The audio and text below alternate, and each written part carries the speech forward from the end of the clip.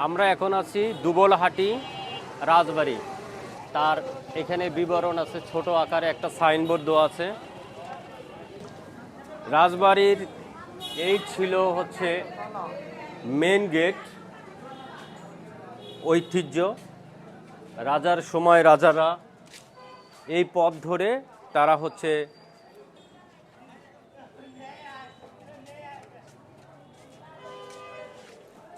রাজার সময় এই ছোট ছোট কক্ষগুলোতে বিভিন্ন রাজপ্রাসাদের কাজ পরিচালনা করা হতো, রাজ্যের বিভিন্ন কাজ পরিচালনা করা হতো।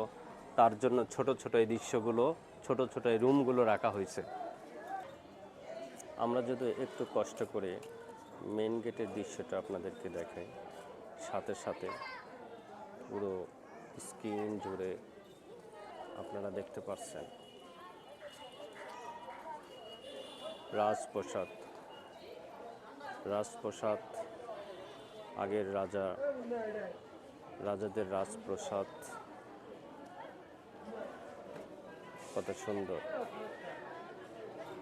রাজপ্রাসাদের এই দৃশ্যগুলো দেখার জন্য দূর দূরান্ত থেকে এখানে অনেকগুলো কক্ষ আছে।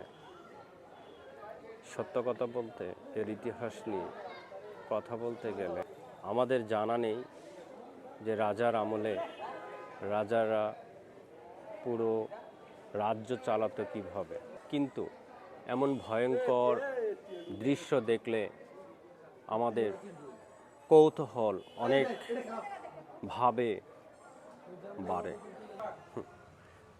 প্রকৃতপক্ষে রাজবাড়ির বৈশিষ্ট্য নিয়ে কথা বলতে গেলে আমাদের জানতে হবে রাজবাড়ির ইতিহাস।